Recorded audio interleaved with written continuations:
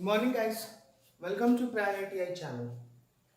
आज का जो हम टॉपिक आज हम न्यू टॉपिक स्टार्ट करने वाले हैं मॉडर्न हिस्ट्री का, जो 19th सेंचुरी का एक बहुत ही इंपॉर्टेंट पोर्शन है। बहुत से क्वेश्चंस भी पूछे जाते हैं एग्जामिनेशन में इस पोर्शन से, क्योंकि ये पोर्शन केवल उस कंटेम्प्रेरी समय से नहीं, आज भी आज के प्रेजेंट समय से इसको जोड़ के पूछा जाता है। तो बहुत ही इंपॉर्टेंट टॉपिक है 19th सेंचुरी का हमारा।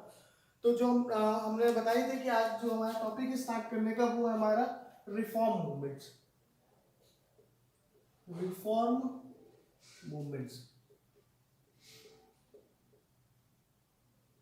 रिफॉर्म मूवमेंट्स ठीक है। अब रिफॉर्म मूवमेंट्स किसके किसके रिफॉर्म मूवमेंट्स हो रहे थे? तो सोशल रिफॉर्म्स हो रहे थे, ठीक है। सोशल रिफॉर्म्स में आते हैं जितनी भी सोशल कंडीशंस खराब थी देश की, उनको सुधारने पे काम किया जा रहा था। अब सोशल रिफॉर्म्स क्या कहते हैं? तो सोशल रिफॉर्म में देखिए, कंडीशन ऑफ वुमेन्स सबसे इंपॉर्टेंट, कंडीशन ऑफ वुमेन्स पे बात की जा रही थी, ठीक है। उसके बाद untouchability, untouchability, another important thing cast system, caste system, and उसके बाद कह सकते हो कि rigorous rigorous religious beliefs, religious beliefs, ठीक है। अब रिलीजियस बिलीफ्स कहिए या सोशल बिलीफ्स, अब देखिए condition of womens and disability, इसी में सोशल रिफॉर्म्स भी आ जाएंगे। जो हम बात कर रहे हैं कि सोशल रिफॉर्म्स में, तो सोशल रिफॉर्म्स भी इसमें आ जाएंगे। आप कह सकते हो सोशल इश्यूज, सोशल एविल्स कह सकते हो, ठीक है। सोशल एविल्स क्या कहते हैं? सोशल एविल्स तो आपका हो जाएगा सती प्रथा, सती प्रथा, चाइल्ड मैरिज, चाइल्ड मैरिज, उसके बाद सती प्रथा, चाइल्ड मैरिज, और क्या था? Window remarriage, window remarriage. ये सारी कंडीशंस थी, ये यहाँ भी आएगी कंडीशन ऑफ वुमेन्स पे भी, कि भाई वुमेन्स की समाज में कंडीशन खराब होने का एक बहुत बड़ा कारण था ये सोशल लेवल्स। समाज में इतनी तरह की कुरीतियां बैठ चुकी थी उस समय 19th सेंचुरी में, कि वुमेन्स को वैसे ही बिल्कुल यूजलेस समझा जा लगा था समाज में। समाज में इनकी कोई वैल्यू ही नहीं रह गई थी, इनको केवल सबऑर्डिनेट टू मैन समझा जाता था, ठीक है। एक एडजंक्ट पार्ट ऑफ मैन समझा जाता था। एडजंक्ट पार्ट ऑफ मैन का मतलब कि एक उनका हिस्सा केवल समझा जाता था, कि एक हिस्सा चला भी गया तो कोई फर्क नहीं पड़ेगा। एक बहुत छोटा सा हिस्सा आदमियों का समझा जाता था वुमेन को 19th सेंचुरी में, ठीक है।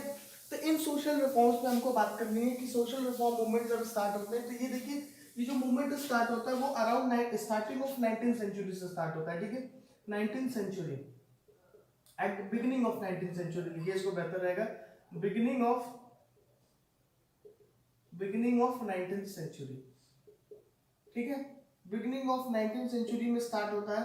लगभग हमको 1820 के बाद, 1820s के बाद हमको ये रिफॉर्म्स मूवमेंट स्टार्ट होने दिखाई दे देते हैं, ठीक है। ऑनवर्ड्स, ऑनवर्ड्स 1820s के ऑनवर्ड्स सोशल मूवमेंट स्टार्ट हो जाते हैं। मतलब कि लोग समाज में, एक इंटेलेक्चुअल ग्रुप समाज में आ जाता है जो इन इश्यूज पे बात करना स्टार्ट कर देता है, जो इन इश्यूज को समाज से हटाने की कोशिश करने का स्टार्ट करता है। एक ऐसा ग्रुप आता है, ठीक है। अब 1820 के ऑनवर्ड में देखोगे कई मूवमेंट स्टार्ट हो चुके थे 1820 के। 1820 में यंग इंडिया मूवमेंट स्टार्ट हो चुका था बंगाल में, ठीक है, जो कि बहुत ज्यादा तो नहीं चला था, लेकिन हाँ एक मूवमेंट था जिसने काफी ज्यादा समाज में एक बेस प्रोवाइड किया इस समाज में। दूसरा, आपको 1925 आते आते ब्रह्मो समाज की एस्टेब्लिशमेंट हो जाएगी, ब्रह्म समाज हो चुका था। इनकी कोशिशों, ईश्वर चंद्र विद्यासागर, राजा राम मोहन राय की कोशिशों की वजह से 1829 में एबोलिशन ऑफ सती प्रथा का एक्ट आ चुका था। तो कहने का मतलब था कि 1820s के बाद देश में सोशल मूवमेंट के खिलाफ, सोशल रिफॉर्म्स के खिलाफ मूवमेंट स्टार्ट हो चुके थे, और उस मूवमेंट में काफी इंटेलेक्चुअल ग्रुप सपोर्ट कर रहे थे, और उस सोशल ग्रुप में रिजल्ट्स भी उनको दिखे। सबसे पहला रिजल्ट 1829 में दिखता है, लेकिन फिर भी समाज में अभी भी ये सोशल रिफॉर्म मूवमेंट पूरी तरीके से इंडिया में अपने आप को फ्लरिश नहीं कर पाता। रीजन क्या होता है कि अभी भी एक बहुत बड़ा ऑर्थोडॉक्स सेक्शन जो था वो इंडिया में बैठा हुआ था। एक बहुत ही बड़ा ऑर्थोडॉक्सियन सेक्टर था जो कि अभी भी इन सारी ही रिफॉर्म्स मूवमेंट का बहुत तेजी से, बहुत ज्यादा खिलाफ कर रहा था कि ये बिल्कुल हमारे समाज के, हमारे ट्रेडिशन के खिलाफ है, हमें इसको नहीं करना चाहिए, ब्रिटिश गवर्नमेंट को इसका नहीं मानना चाहिए। वो ब्रिटिश गवर्नमेंट के खिलाफ प्रोटेस्ट करने लगे थे। और भाई इंडिया में जो अथॉरिटी थी वो ब्रिटिश गवर्नमेंट की थी।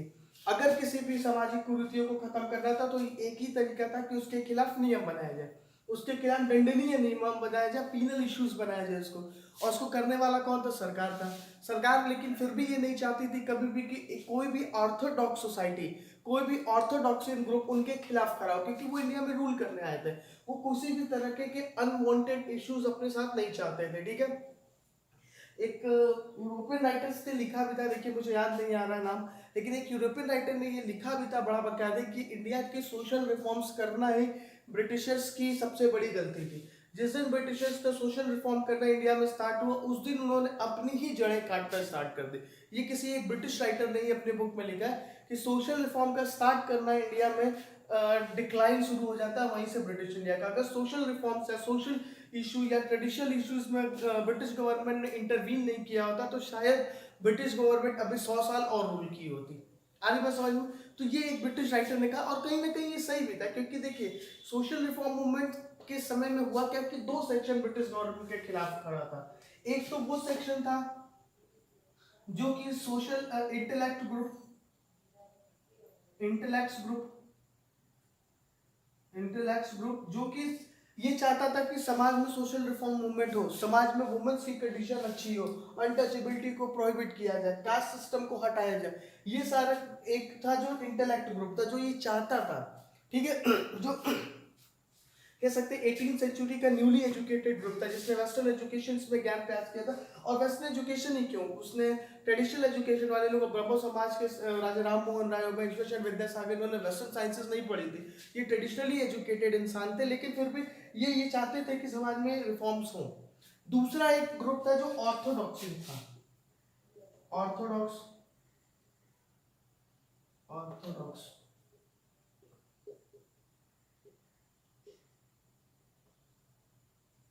ऑर्थोडॉक्स ग्रुप था, जो इन पूरी चीजों को कंडेम कर रहा था कि भाई सोशल रिफॉर्म मूवमेंट। और ऑर्थोडॉक्स ग्रुप में ज्यादातर जो लोग थे वो ब्राह्मण्स थे, ब्राह्मण्स, क्योंकि इन सोशल इवेंट्स का जो सबसे ज्यादा फायदा होता था वो ब्राह्मण्स को होता था। ब्राह्मण्स ने एक नियम बनाए थे, सुपरस्टिशियस नियम्स बनाए थे, ताकि लोग उन चीजों में बिल्कुल फंसे रहे और वो इनका फायदा उठा के as a wealth, as a for a dignity of themselves इसका इशू कर सके। तो जो सबसे ज्यादा जो ऑर्थोडॉक्सियन ग्रुप समाज के में था वो ब्राह्मण्स थे। ब्राह्मण ने इन सारे सोशल रिफॉर्म के सबसे ज्यादा खिलाफ गए, क्योंकि सबसे ज्यादा दिक्कतें जो थी उनको ब्राह्मण्स को ही थी, उनके ये सारी प्रॉब्लम्स थे, उन्हीं का किया कराया सारा नियम समाज में चल रहा था, उन्हीं के द्वारा पूजा पाठ, रिचुअल्स, एम्बुलेट्स, यज्ञ, सैक्रिफाइसेस, ये सारी चीजें इस समय स्टेबल हो चुकी थी। ये वही वाला हाल था जो वैदिक पीरियड के बाद, लेटर वैदिक पीरियड में सिचुएशन से स्टार्ट होती है, जब बुद्धिज्म और जैनिज्म का राइज होता है एंशिएंट इंडिया में। उस समय भी क्या हुआ था कि जैसे ही वैदिक पीरियड के बाद हमारे पुराण का कंपाइलेशन होता है, पुराण के कंपाइलेशन के बाद तुरंत पूरी समाज में जागरूक होना, मंत्र, ये सारी चीजों का पूरी तरीके से इस चीजों को जकड़ लेते, ये चीजें जकड़ लेती है हमारे समाज को। और वो होता क्यों है? तो वो ब्राह्मण्स द्वारा किया गया लोगों के लिए डर पैदा करने का तरीका रहता है, ताकि लोग डरे, इनके पास आए और इनकी एक अपनी डिग्निटी समाज में बनी रहे, ठीक है। तो इन्हीं के अपोजिशन में हमारे दो एंशिएंट इंडिया में जो उनको वो जो मूवमेंट्स थे, देखिए वो धर्म नहीं थे, आपका जैनिज्म और बुद्धिज्म, ठीक है, अराउंड 16th सेंचुरी में बुद्धिज्म एंड जैनिज्म, ठीक है, around 6th century, 6th century BCE, ठीक है, before Christ, before common era. इसको बीसीई मतलब बिफोर कॉमन एरा, दो होता है, एक होता है बिफोर क्राइस्ट या फिर इसको एडी कहते हैं, हम एडी एक कहा जाता है, और दूसरा होता है बीसीई। हम इस समय एडी में जी रहे, बीसीई मतलब हमारा जैसे 2000 साल जो चल रहा है इस समय, 2020 2021, इसके पहले के जो साल थे, जैसे हमारा हड़प्पन पीरियड का जब हम टाइम पीरियड लिखते हैं तो क्या लिखते हैं? 1500 बीसीई लिखा जाता है, बीसी नहीं लिखा जाता। बिफोर क्राइस्ट का जो समय होता है वो इस समय का होता है, ठीक है। तो ये है बीसीई, बीसी मतलब बिफोर क्राइस्ट एरा, या फिर कह सकते हो बिफोर कॉमन एरा, और इसको लिखा जाता है कॉमन एरा। इसको हम सीई भी लिख सकते हैं, जो आज का एरा है एडी की जगह पे सीई भी लिखा जाता है, जिसको कहा जाता है कॉमन एरा। कॉमन एरा मतलब वही आपका बिफोर आफ्टर क्राइस्ट, ठीक है। तो ये टाइम पीरियड थोड़ा ध्यान दीजिएगा। तो हमने क्या लिखा, 6th BCE लिखा है, बिफोर कॉमन एरा के अराउंड बुद्धिज्म और जैनिज्म की फ्लरिशिंग होती है। अब बुद्धिज्म और जैनिज्म क्या थे, वो रिलीजन नहीं थे, they are not in existed in the society as a religion, they are just a religious reforms। ठीक है, वो केवल रिलीजियस रिफॉर्म्स लेके आए थे, वो केवल ये बातें बताने आए थे कि superstition is not the way to get the celebration. आप सुपरस्टिशन मेथड से, जादू टोना से, किसी जानवर की सेक्रीफाइस देके आप किसी तरीके से सेलिब्रेशन नहीं पा सकते, मोक्ष नहीं पा सकते।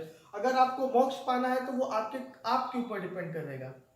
आगे मैं समझ में, तो बार बार उन्होंने ये कहा कि आप खुद की कोशिशें कीजिए, लोगों की मदद कीजिए, लोगों का साथ दीजिए, जरूरतमंद लोगों का साथ दीजिए, ना कि आपको पूजा करने से, ना तो आइडेंटिटी करने से। और एक बहुत बड़ा समाज था रिलीजन का उस समय, रिलीजन में लोगों ने धर्म बांट दिए थे कि अल्लाह क्रिश्चियन, अल्लाह मुस्लिम्स के हैं, भगवान इनके, भगवान में भी आप देखिए कितने सेक्शंस बांटे गए हैं। आज भी हिंदू रिलीजन में आइडेंटिटीज जो की जाती हैं कितनी एक्सट्रीम लेवल पे की जाती है, पता नहीं कितने ही मूर्तियां और कितनी भी तरह के भगवानों देवताओं की पूजा होती है। लेकिन हर जगह पे, हर सोशल रिलीजियस रिफॉर्म्स में यही कहा गया है कि भाई भगवान एक है, केवल तरीका अलग अलग है उनको। तो आप उसको किसी कम्युनल इश्यूज पे या किसी उस इशू पे बांटिए नहीं, उस इशू पे कॉन्फ्लिक्ट की जरूरत नहीं है। जितनी मतलब सम्मान आप अपने पूजनीय की करते हैं, अपने वर्शिप डैडी की करते हैं, उतनी आप दूसरे की भी कीजिए, क्योंकि अल्टीमेटली सब एक है, सब एक सुपरनेचुरल पावर्स हैं जो कि एग्जिस्ट करते हैं समाज में। तो यही आपकी बुद्धिज्म और जैनिज्म में भी 6th सेंचुरी BC में ही कहा, ठीक है। तो ये भी एक सोशल रिलीजियस मूवमेंट्स थे, सोशल इश्यूज है, इनको हम रिलीजियस रिफॉर्म्स कहेंगे। ये रिलीजियस रिफॉर्म के तौर पे आते हैं और धीरे धीरे इनकी पॉलिसीज, इनकी विचारधारा इतनी फैलने लगी कि ये एक धर्म की तरह हो गया और लोग जैनिज्म और बुद्धिज्म की तरह स्प्रेड होने लगे। सबसे पहले जैनिज्म आया था, उसके बाद बुद्धिज्म आया था, लेकिन जैनिज्म ज्यादा एक्सप्लोर नहीं हो पाया क्योंकि जैनिज्म को ज्यादा लोग मानने वाले मिले नहीं, ठीक है। ज्यादा लोग जैनिज्म को एक्सेप्ट किए नहीं, जैनिज्म को ज्यादा मानने वाले लोग नहीं मिले, इसलिए जैनिज्म ज्यादा चला नहीं। लेकिन बुद्धिज्म एक इंटरनेशनल रिलीजन बन गया बाद में। इनकी आइडियोलॉजीज इतनी स्ट्रॉन्ग थी कि यहाँ पे श्रीलंका में आपको बहुत ज्यादा इफेक्ट दिखा, नेपाल में बहुत ज्यादा इफेक्ट दिखा, इंडिया में तो दिख ही रहा था। उसके बाद कुछ यूरोपियंस आए, कुछ यूरोपियंस आते हैं, कुछ चाइनीज ट्रैवलर आते हैं जो बुद्धिज्म, फाइन का आपने नाम सुना होगा, जो बुद्धिज्म की पॉलिसीज को, बुद्धिज्म की रिलीजियस अवधारणाओं को काफी कुछ सीख के जाते हैं देश में, और केवल वो इसी को सीखने के लिए आते हैं, ठीक है। तो बुद्धिज्म का बहुत ही ज्यादा प्रचार प्रसार होता है और बुद्धिज्म को पैट्रोनिज्म बहुत ज्यादा मिलते हैं, बहुत ज्यादा इनके पैट्रोन्स, बड़े बड़े राजाओं ने अपने, अशोक का नाम सुना होगा जिसने बुद्धिज्म को अपनाया था, बुद्धिज्म की पॉलिसी, धर्म को, अधिधर्म को अपनाया था, धम्मा पॉलिसी अपनाई थी। तो कहने का मेरा मतलब था कि बुद्धिज्म सोशल रिफॉर्म्स की तरफ आया और बहुत ज्यादा फैला।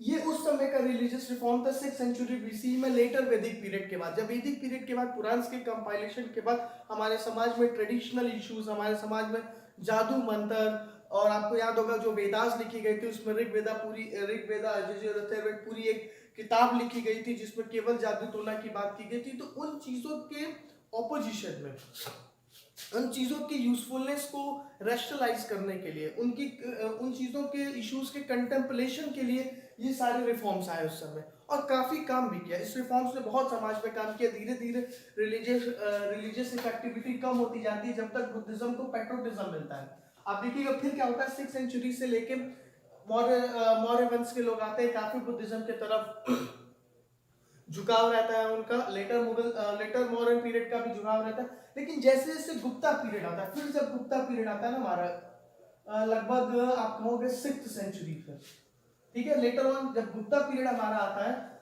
गुप्तास पीरियड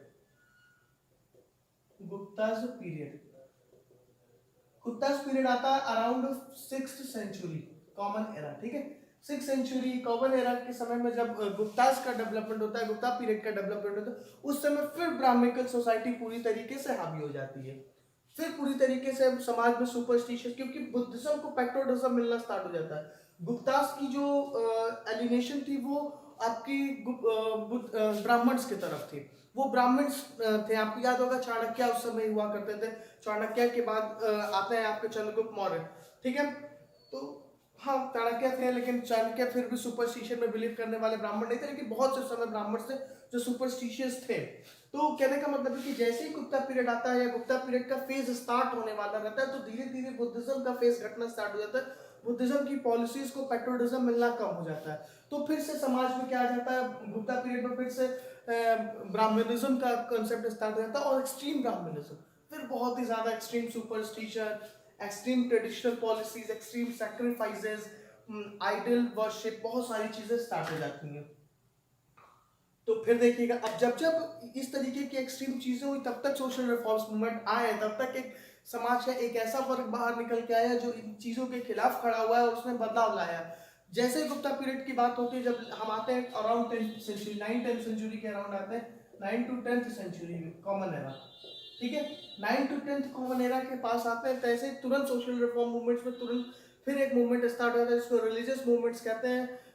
आपको याद होगा सूफी मूवमेंट एंड भक्ति मूवमेंट, ये फिर दो, एक रिलीजियस मूवमेंट पहला बुद्धिज्म जैनिज्म स्टार्ट हुआ लगभग 60th सेंचुरी बीसी में, लेटर वैदिक पीरियड में जब पुराण के कंपाइलेशन की वजह से हुआ। दूसरा फिर जब गुप्ता पीरियड का लगभग स्टार्टिंग होता है, गुप्ता पीरियड स्टार्ट होता है, तो फिर ब्राह्मणिकल सोसाइटी स्ट्रांग हो जाती है, फिर वो पुराण की और उपनिषद की बात करने लगती है। तब फिर एक सोशल रिफॉर्म फिर से आता है जिसको कहा जाता है भक्ति मूवमेंट और सूफी मूवमेंट, दोनों ही थे। सूफी मूवमेंट जो आया था वो इस्लाम को मानने वाला था, मतलब इस्लाम को रिफॉर्म करने वाला था, और भक्ति मूवमेंट जो आया था वो बुद्धिज्म हिंदुइज्म को रिफॉर्म करने के लिए आया था। इन दो मूवमेंट ने भी फिर एक ही बात कही कि फिर इन दोनों ही मूवमेंट की बिल्कुल लगभग कॉन्सेप्ट एक ही था कि भाई समाज में आप विचारधाराओं को एडजस्ट करिए, समाज में आप एकजुट बना कर रहिए, समाज दोनों में हम लोग अलग रहेंगे, ना इस्लाम अलग है, ना हिंदू अलग है, ना कोई अनटचेबिलिटीज अलग है, ना कोई अनटचेबल है, ना कोई कास्ट सिस्टम है, कहीं भी कास्ट सिस्टम का वर्णन नहीं होता। हाँ, उन्होंने कहा कि कास्ट सिस्टम का वर्णन नहीं होता, लेकिन अगर कास्ट सिस्टम हमें करना भी तो it should be done on the basis, not on the basis of birth, on the basis of work. हाँ, जो जैसा काम करता है उस हिसाब से आप कास्ट डिसाइड कर दी, दैट इज गुड वन। लेकिन अब ये क्या है कि जो पैदा हो रहा है तो वो उसी कास्ट में पैदा हो रहा, अनटचेबल कास्ट में पैदा हो रहा, और उनके साथ बहुत सी प्लाइट की जाती थी वो अनटचेबिलिटी के साथ। उनको किसी चीज में, टेम्पल्स में आप देखिएगा लगभग 1840 या 1840 नहीं 1872 के करीब में साउथ इंडिया में टेम्पल मूवमेंट स्टार्ट होता है, जिसमें टेम्पल अनटचेबल्स को टेम्पल में जाने की परमिशन की मांग की जाती, और वो मूवमेंट फिर इतना वाइड होता है कि लगभग 1880 तक जाते जाते मद्रास के राजा को प्रोक्लेमेशन निकालना पड़ता है कि हाँ टेम्पल में सबको एंट्री दे दिया जाए। तो सोचिए, इनको टेम्पल्स में, इनको कॉमन रोड्स, जो कॉमन रोड्स पे जिस पे नॉर्मल लोग चलते थे, उनको अनटचेबल्स को परमिशन नहीं थी उस रोड्स पे चलने के लिए, उसके लिए फिर मूवमेंट होता है साउदर्न इंडिया में। तो ये सारी चीजें, तो जब मेरे कहने का मतलब है कि जब भी समाज में कुछ ऐसी इश्यूज बैठती हैं, जब भी समाज में एक अति रूढ़वादी विचारधारा का डेवलपमेंट होता है, तभी समाज में, तब तक समाज में एक रिफॉर्म मूवमेंट स्टार्ट होता है। जब भी एक्सट्रीम ऑर्थोडॉक्सिज्म आता है समाज में, एक्सट्रीम स्पेक्टिकुलेशन आता है समाज में, तब तक एक रिफॉर्म मूवमेंट स्टार्ट हुआ है। 19th सेंचुरी में भक्ति मूवमेंट, सूफी मूवमेंट स्टार्ट हुआ। फिर क्या हुआ कि 19th सेंचुरी के बाद मुगल हमारे यहाँ लगभग, मतलब कह सकते हैं मुस्लिम रूल स्टार्ट हो जाता है इंडिया में। मुस्लिम रूल मतलब कि कुछ सुल्तान पीरियड, सल्तनत पीरियड चलता है, उसके बाद मुगल पीरियड चलता है, कुछ फॉरेन अटैक होता है, मतलब टर्किश रूलर्स आ जाते हैं, तो पर्शियन रूलर्स आ जाते हैं इंडिया में, तो वो रूल करते हैं, ठीक है, वो रूल करते हैं, तो वो अपने कुछ समाज में कुछ इम्पैक्ट डाल के जाते हैं। लेकिन देखिएगा होता क्या है कि ज्यादातर इन चीजों का आपको इफेक्ट दिखेगा नॉर्दर्न इंडिया में, क्योंकि जो भी अटैक्स हुए थे वो नॉर्थ वेस्ट डायरेक्शन से हुए थे, और जितनी भी एम्पायर, जनरली मुस्लिम एम्पायर एग्जिस्ट की थी, वो नॉर्थर्न इंडिया में अपने एम्पायर्स को बढ़ाया था। लेकिन मुगल एम्पायर या फिर सल्तनत पीरियड तो फिर भी थोड़ा एक्सट्रीम इस्लामिज्म को एक्सेप्ट करता था, लेकिन फिर भी हमारे मुगल पीरियड में क्या हुआ था कि मुगल पीरियड एक ऐसा पीरियड था जिसमें दोनों की हार्मोनिकल कॉम्बिनेशन पे काम किया। उसने एक हार्मोनी पे काम किया, उसने ऑल रिलीजन की एक्सेप्टेंस पे काम किया, उसने इस्लाम को भी माना, इस्लाम की अपनी कल्चर को इंडिया में प्रमोट किया, और इंडियन कल्चर में भी जो बेहतर चीजें थी उसको अपनाए। कई जगह आपको उनके आर्किटेक्चरल फॉर्म्स हो गए, उनके आपके लिटरेचर्स हो गए, उनके आपको पोएट्रीज हो गए, सब चीजों में आपको दोनों विचारधाराएं मिलेंगी, एक इंडियन कल्चर की भी, एक इस्लामिक कल्चर की भी। तो उन्होंने समाज पे ज्यादा अपना इम्पैक्ट नहीं डाला। हाँ, एक 100 साल की डायनेस्टी जो 100 साल तक रूल करेगी, उसका इम्पैक्ट, उसका कल्चर तो आएगा ही आएगा, लेकिन फिर भी उसने इविल्स के रूप फॉर्म में ज्यादा इम्पैक्ट नहीं डाला, ठीक है। एविल्स के फॉर्म में इम्पैक्ट फिर आता है जब मुस्लिम एम्पायर फिर कमजोर होता है। जैसे जैसे मुस्लिम एम्पायर कमजोर होता है और ब्राह्मणिकल एम्पायर मजबूत हो जाता है, मतलब मराठास हो गए, आपके जाट्स हो गए, सिख हो गए। जब ये कम्युनिटी फिर से मजबूत होना स्टार्ट होती है साउदर्न इंडिया में, तो फिर से एक ब्राह्मणिकल इश्यूज इंडिया में स्टार्ट हो जाता है, फिर से सुपरस्टिशन, पूजा पाठ, आइडल वर्शिप, इन चीजों पे ध्यान होना स्टार्ट हो जाता है। ठीक है, तो इन सारी चीजों को लगभग 18-19 सेंचुरी आते आते ये समाज में हमारे इन चीजों का बहुत बड़ा रोल हो जाता है। पूरे कह सकते हैं कि समाज हर लोगों का लगभग दिमाग जो माइंड रहता है वो वॉश्ड रहता है, माइंड पूरी तरीके से इन चीजों में उलझा रहता है। उन्हें कोई भी नई चीजें, कोई भी अनसुपरस्टिशियस चीजें दिखाई ही नहीं देती हैं। इन चीजों को देखते हुए कुछ इंटेलेक्चुअल ग्रुप, जब 19th सेंचुरी में कुछ इंटेलेक्चुअल ग्रुप वेस्टर्न एजुकेशन में पढ़ के आते हैं, रियली में एजुकेटेड आते हैं, ट्रेडिशनल एजुकेशन में रियल एजुकेशन प्राप्त करके आते हैं, लाइक ईश्वर चंद्र विद्यासागर, राजा राम मोहन राय, विवियन देवरोज और काफी लोग आते हैं। तो फिर स्वामी विवेकानंद हो गए। तो इन लोगों के बाद फिर से ये क्या करते हैं कि इन चीजों को स्टार्ट कर, फिर वो एक मूवमेंट स्टार्ट करने की कोशिश करते हैं, एक पूरी सोशल रिफॉर्ममेंट की स्टार्ट करते हैं। वो कहते हैं कि सोशल को, जब तक हम सोशलिज्म को रिफॉर्म नहीं करेंगे, जब तक इस सोसाइटी को रिफॉर्म नहीं करेंगे, तब तक हमें कोई भी इम्पैक्ट मिलेगा नहीं। ठीक है, तो ये सारी कंडीशंस थे जिन्होंने उस पर बात करने के लिए, ये सारे इश्यूज थे जहाँ पे वो बात करने के लिए, मतलब जिस रिफॉर्म्स की बात करते थे, कंडीशन ऑफ वुमेन्स को मतलब बेहतर करना चाहते थे, अनटचेबिलिटी को हटाना चाहते थे, कास्ट सिस्टम को रिफॉर्म करना चाहते थे, सोशल रिलीजियस बेनिफिट्स इनको हटाना चाहते थे। ठीक है, तो ये सब का स्टार्ट कब होता है? 1820s का ऑनवर्ड ये स्टार्ट होता है। ठीक है, तो ये तो इश्यूज थी हटाने की। अब जरा एक एक को ना थोड़ा डिटेल में पढ़ लेते हैं।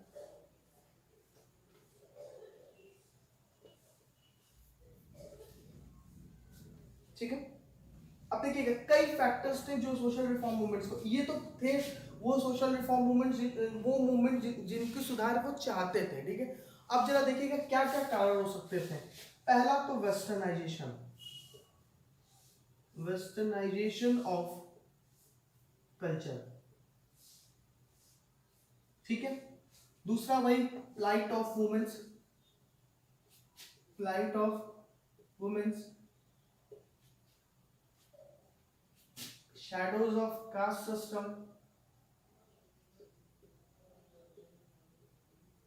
कास्ट सिस्टम या फिर अनटचेबिलिटी कह दो इन्हीं को, अनटचेबिलिटी। ठीक है, रिलीजियस,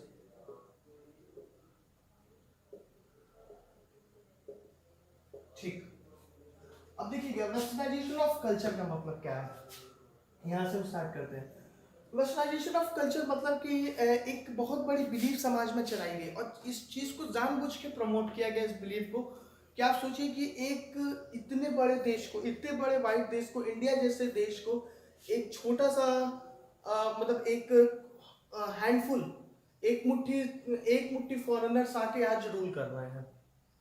ये लोगों में एक रूमर फैलाया गया और ये एक विचारधारा समाज में फैलाई गई ताकि लोगों को इस बात की महत्व समझ में आए कि लोग बात तो बिल्कुल सही कह रहा है कि एक इतने बड़े देश को एक मुट्ठी फॉरेनर्स आके हमें रूल कर रहा है, तो हमें उनके खिलाफ खड़ा होना होगा। उनसे कहा गया कि वे फॉरेनर्स रूल ही नहीं कर रहे हैं, समाज को अपने हिसाब से बदल रहे हैं। हमारा जो एक एंशियंट वो था, ग्लोरी थी, एंशियंट ग्लोरी थी, उन सब लोगों को बार बार ये बताया गया कि हम लोग इनके रूल के पहले बहुत बेहतर सिचुएशन में थे, हमें इतना बड़ा देश में माना जाता था, हमारी ट्रेडिंग सिस्टम इतनी अच्छी थी, हमारी पॉलिसीज, पॉलिटिकल सिचुएशन इतनी अच्छी थी, हमारे रिलीजियस इश्यूज इतने अच्छे थे।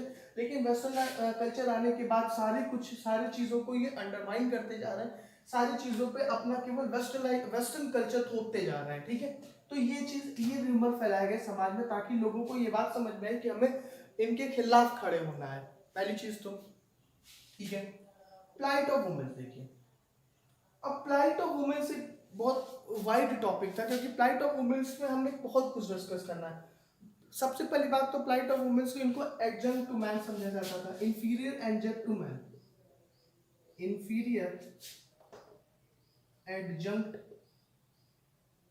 To man. ठीक है, मतलब कि इनको कभी आदमी का एक बहुत ही छोटा सा भाग समझा जाता था, जो कि समाज में बहुत बुरा था। क्योंकि दूसरी चीज, ठीक, और क्या इश्यूज इनके साथ थी? सोशल इविल्स लाइक सती प्रथा,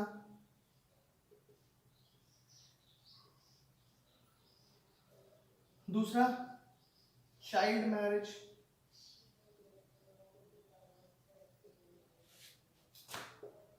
फ्लाइट ऑफ विडोज,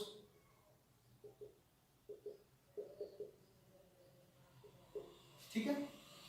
तीसरा देखिए इनकी कंडीशंस, नेवर कंसीडर्ड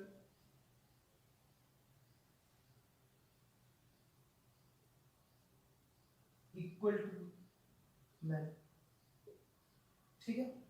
तो ये तो तीन बेसिक इनकी प्रॉब्लम्स थी कि मैन के agents totally dependent upon socially and economically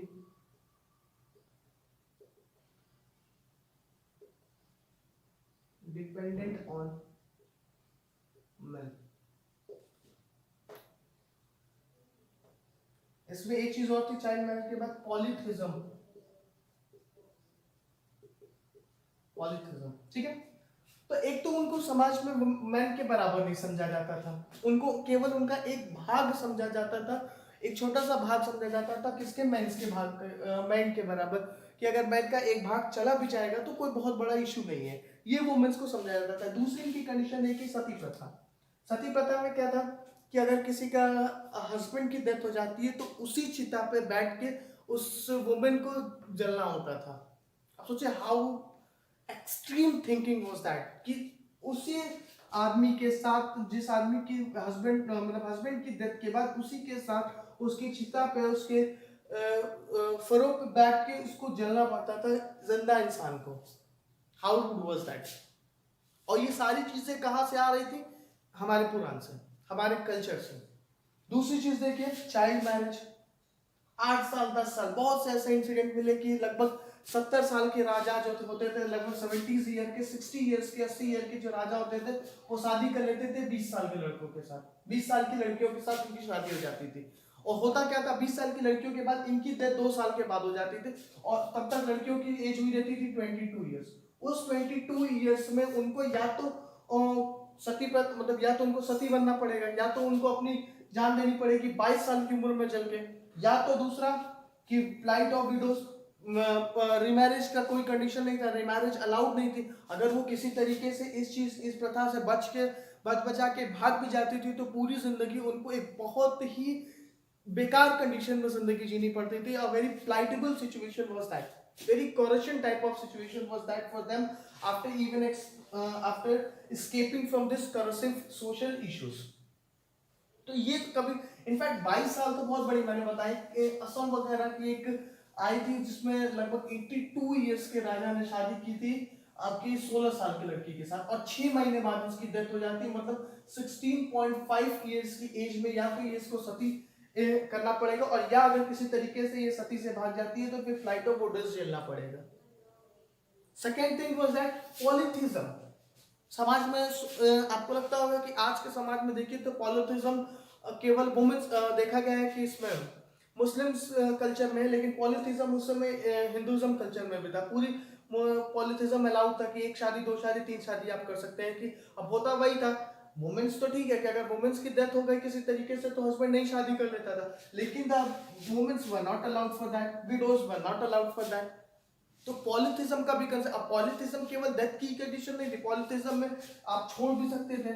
शायद 20 साल की लड़की की से शादी किया, 2 साल बाद छोड़ दिया। अब ये 22 साल की एज में इसका तो कुछ नहीं हो पाया ना, अब ये तो इसके पास तो कुछ भी इश्यूज नहीं बचा, ये तो समाज में एक बहुत ही बैड कंडीशन में आ गए, बहुत ही बैड स्टेयर पे आ चुकी थी समाज में। तो फिर उसकी रिफॉर्म्स की जरूरत थी, लेकिन फिर भी इन सारी चीजों के भी लोग समाज में प्रमोशन में खड़े हुए थे अभी भी।